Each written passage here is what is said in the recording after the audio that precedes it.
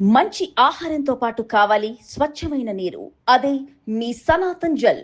మీ ఇంట ఎటువంటి ఫంక్షన్ కైనా ఆర్డర్ చేయండి. సనాతన్ జల్. వివరాలకు 8919763872 www.sanatanjal.in. కవలలు పుడతారు కదా. అవును. కవలల్లో ఒకే సమయంలో పుడతారు కదా. వాళ్ళకి ఒకే జాతకం, ఒకే నక్షత్రం, ఒకే గ్రహాల ప్రభావం ఉంటుందా? మళ్ళీ వేరు వేరుగా ఉంటుందా? ఒకేలా ఉంటుందండి. ఆ! ఒకేలా ఉన్నా కూడా ఎవరి కర్మ ఫలితం వాళ్ళది. ఓకే. ఇప్పుడు ఉదాహరణకి కవలలు పుట్టారు. కవలల్లో ఎవరు పెద్ద, ఎవరు చిన్న? చెప్పండి. హ్మ్. మీరు చెప్పండి. ఎవరు ఇక పెద్ద? అదే అర నిమిషం, ఒక నిమిషం తేడాతో పుడతారేమో గదా! పెద్ద, చిన్న అంటే ఇక్కడ ముందు పుట్టిన వాళ్ళు చిన్నవాళ్ళు. అచ్చా! చిన్నవాళ్ళు. అదేంటి? అదే మరి. ఆ! ముందు పుట్టిన వాళ్ళు చిన్నవాళ్ళు. వెనక పుట్టిన వాళ్ళు పెద్దవాళ్ళు. ఎందుకంటే ఇప్పుడు ట్విన్స్‌లో ఫస్ట్ ఫార్మ్ అయ్యే బేబీ సెకండ్ వస్తుంది. అచ్చా! మరి ఇవన్నీ కూడా శాస్త్రంలో ఎప్పుడో రాసిపెట్టి ఉన్నారు కదా. ఓహో! యుక్త జనన శాంతి. కవల పిల్లలు పుట్టినప్పుడు శాంతి చేసేటువంటి క్రమంలో ఎవరు పెద్ద, ఎవరు చిన్న ఈజీగా చెప్పేసేవారు. ఓకే. అది. అట్లాగే గురుగారు. వాళ్ళ కర్మ ఫలితాన్ని బట్టి వాళ్ళకి అవునా? ఓకే. ఓకే. అట్లాగే స్త్రీ శాపం అంటారు. హ్మ్. పితృదోషం అంటారు. అవును. దేవతా శాపాలంటారు. అవును. దేవతా శాపాలంటారు. ఏంటి ఇవన్నీ? ఉంటాయి. ఆ! అవన్నీ జాతకంలో ఉంటాయి. ఆ! అంటే జాతకంలో యోగాలు, అవయోగాలు అన్నది మొదలుపెడితే మనం మాట్లాడుకోవడం, ఓహో! ఒక్కొక్క యోగం గురించి చెప్పడానికి ఎంత టైం పడుతుందో. హ్మ్.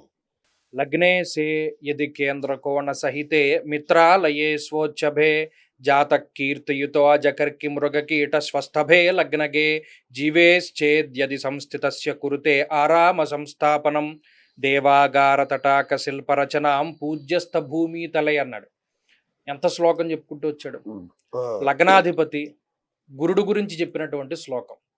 వాళ్ళు కొంతమంది పుడతారు. దేవాగార తటాక శిల్పరచనాం పూజ్యస్థ భూమి తరిగిపోనటువంటి కీర్తి ప్రతిష్టలు ఉంటాయి.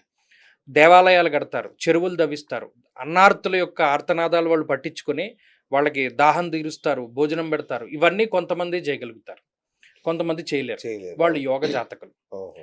తను స్థానాధిపక్కేంద్రే లాభే కొనగతే యది త్యాగవాన్ ధనవాన్ భోగి నృపపూజ్యో ప్రకాశక. ఒకడు రాజుతో సమానమైనటువంటి భోగాలను అనుభవిస్తాడు.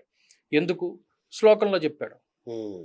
అలాగే తను సౌఖ్యం విహీనస్య తత్రజాతో న సంశయ. ఒక్కొక్కడికి ఉండదు. వాడు ఎంతసేపు ఎంత డబ్బు ఖర్చు వాడు సంపాదించినా వాడి కోసం ఒక బనీను కొనుక్కోడు, ఓ చొక్కా కొనుక్కోడు, కుటుంబ సభ్యులకో బయట వాళ్ళకో లేదు. ఒక ₹1,00,00,000 సంపాదిస్తాడు, సాయంత్రానికి ₹1,00,00,000 దేంట్లోనో పెడతాడు, పోతాయి. పోతాయి. మళ్ళీ ఈ సంవత్సరం పాటు కష్టపడి ₹1,00,00,000 సంపాదిస్తాడు, మళ్ళా పెడతాడు, మళ్ళీ పోతాయి. అంతే. ఓకే. వాడు రుణం. ఒకడు ఉంటాడు, వాడి జీవితం అంతా కూడా ₹1,00,000 సంపాదిస్తాడు, 90,000 ఈఎంఐలకు కడతాడు. అవును. వాడికి అప్పులు తీరవు, ఎంతకాలమైనా తీరవు. అవును. ఎందుకు తీరుతాయి? వాడి జాతకంలో ఉన్నటువంటి స్థితి అటువంటిది. ఓకే. రుణాలు తీరాలి, ఈ రెమెడీ చేస్తే ఎందుకు తీరుతాయి? వాడు రుణానుబంధ రూపేణ పశుపత్ని సుతాలయ. వాడు ఇంత రుణపడిపోయి ఉన్నాడు. వాడు ఉండే ఇంటికి ఇంత డబ్బు కట్టాలి, పిల్లల కోసం ఇంత ఖర్చు పెట్టాలి, భార్య కోసం ఇంత ఖర్చు పెట్టాలి, వీళ్ళందరి కోసం ఇలా ఖర్చు పెట్టాలి. వీడికి తినే యోగం ఉండదు, అవును. ఒకడికి అలా ఉండదు. తల్లిదండ్రులు సంపాదించి పెడతారు, వీడి తర్వాత తరాలు కూడా తినగలిగేటువంటి శక్తి ఉంటుంది. ఏ పని చేయరు వాళ్ళు. హ్మ్. అలా పొద్దున్నే చక్కగా ఇస్త్రీ బట్టలు వేసుకుని బయటకు వస్తారు, కాసేపు తిరుగుతారు, ఇంటికి వెళ్తారు, మళ్ళీ సాయంత్రం బయటకు వస్తారు, వెళ్ళిపోతారు. హ్మ్. మరి వాడికో యోగం. ఈ యోగాలు అవయోగాలు అనేటువంటివి మనం చెప్పుకుంటూ పోతే శాస్త్రంలో శకట యోగం అనేటువంటి యోగం, అది అవయోగమే. ఓకే. ఇలా అనేక రకాల యోగాలు, చతుస్సాగర యోగం, గజకేసరి యోగం, చంద్రమంగళ యోగం, బుధాదిత్య యోగం, పంచమహాపురుష యోగాలు, ఇవన్నీ మంచి యోగాలు. ఈ శకట యోగము లేకపోతే ఇంకో యోగాలు, ఇవన్నీ కూడా కొంత అలక్ష్మి సంబంధమైనటువంటి యోగాలు. అవన్నీ జాతకాల్లో ఉంటాయి. ఇంకోటి గురుగారు, నేను మా ఫ్రెండ్‌ని చూశాను. వాళ్ళ ఇంట్లో ముగ్గురు అబ్బాయిలు పుడితే ముగ్గురు చనిపోయారు. అంటే ఒక్కొక్క 10 ఏళ్ళు అట్లా తేడాతో ముగ్గురు చనిపోయారు. ఆ ఇంట్లో కంప్లీట్‌గా ఇప్పుడు కొడుకులే లేకుండా అయిపోయారు. ఇట్లా ఎందుకు జరుగుతుంది వరుసగా ఒకే అది ఇంట్లో? కరెక్టే మీరు అన్నది. కొంత అనుభవం మీద వస్తుందని నాకు ఓకే. తెలిసిన ఒక ఆయన ఒక విషయం చెప్పాడు. ఓ ఫ్యామిలీకి పుట్టక ఒక మగ సంతతి కలిగితే అతను ఒక నక్షత్రంలో పుట్టి వెంటనే బిడ్డ చచ్చిపోయింది. ఓకే. వెంటనే ఎవరైతే ఈ బిడ్డను తీసుకువెళ్ళి ఖననం చేశారో ఆ కుటుంబంలో సంవత్సరానికి ఒకళ్ళు చొప్పున చచ్చిపోతున్నారు. పట్టుకెళ్ళిన వాడు ఫస్ట్ పోయాడు, తర్వాత పెద్దవాడు తర్వాత పోయాడు, తర్వాత ఇంకొకటి తర్వాత పోయాడు. బుర్ర పిచ్చెక్కిపోతుంది. ఆ ఇంట్లో ఉండే వాళ్ళకి ఏం చేయాలో తెలియదు. ఏంటిది? చాలా రీసెర్చ్ చేశారు. ఈయన దగ్గరికి వచ్చారు. ఈ పెద్ద మనిషి దగ్గరికి. అప్పుడు ఈయన కూడా అబ్బే అదేం లేదురా ఏదో జరుగుతుంది. కాదు వరుసగా పోతున్నారు. దీనికి ఏదో రీజన్ ఉంది. ఈయన అడగడం, ఈయనేమో లేదనడం. అప్పుడు నేను ఇందాక చెప్పానే మీకు ఓ పుస్తకం అని. ఆయన ఇది తీసుకొచ్చి దాంట్లో శాంతి కమలాకరం అన్నానే అందులో ఉంది ఇది. ఎవరైతే ఈ నక్షత్రంలో పుట్టినటువంటి శిశువు మరణించిన వెంటనే వాళ్ళ యొక్క ఇది చేస్తారో, ఇప్పుడు తండ్రి తరఫు వాళ్ళు చేస్తే తండ్రి తరఫు వాళ్ళు పోతారు, తల్లి తరఫు వాళ్ళు తీసుకెళ్లి ఖననం చేస్తే తల్లి తరఫు వాళ్ళు పోతారు అని అందులో రాసి పెట్టింది. దీన్ని దాటించడానికి, దీన్ని తప్పించుకోవడానికి ఏం చేయాలన్నది అందులో రాసింది. అది చేసిన తర్వాత వాళ్ళ ఇంట్లో మరణాలు ఆగిపోయాయి. దీనికి లింక్ ఉంటుంది. ఉదాహరణకి ఎవరైనా మరణించినటువంటి తిదివార నక్షత్ర యోగకరణాలు, త్రిశ్రోష్టకాలని ఒకటి ఉంటుంది. మీరు ఎప్పుడైనా పంచాంగం చూడడం తెలిస్తే త్రిశ్రోష్టకాలు అని దాంట్లో రాస్తాడు.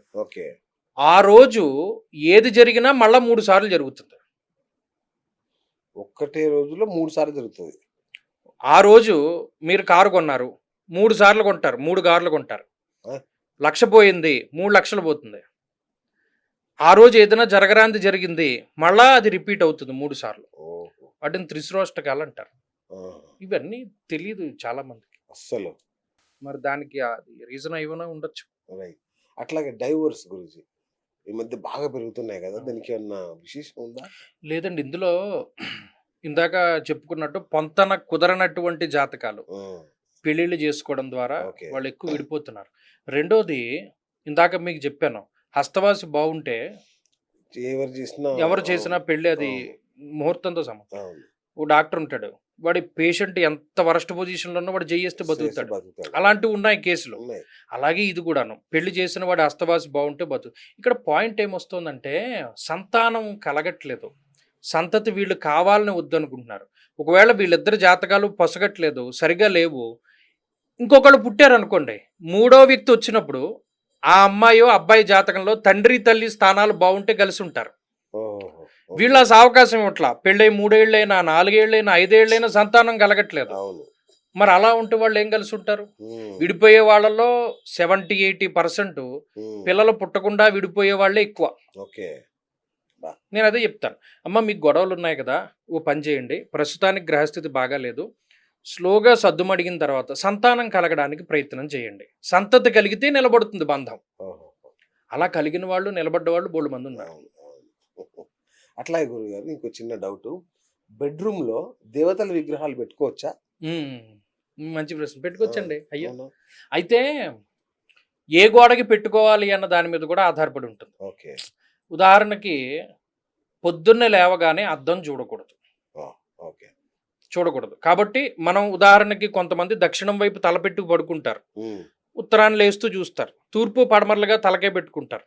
వాళ్ళు తూర్పును కానీ పడమరను కానీ చూస్తారు. వాళ్ళు ఎక్కడైతే పడుకున్నారో ఆ దిక్కుకు ఆపోజిట్గా అద్దం ఉండకూడదు, దేవుడు పటాలు ఉండకూడదు, అటు ఇటు ఉండొచ్చు. ఎందుకంటే పొద్దున్న లేవగానే దేవుడిని చూసుకునే ఇది ఉన్న వాళ్ళు దేవుడి పటం పెట్టుకోవచ్చు.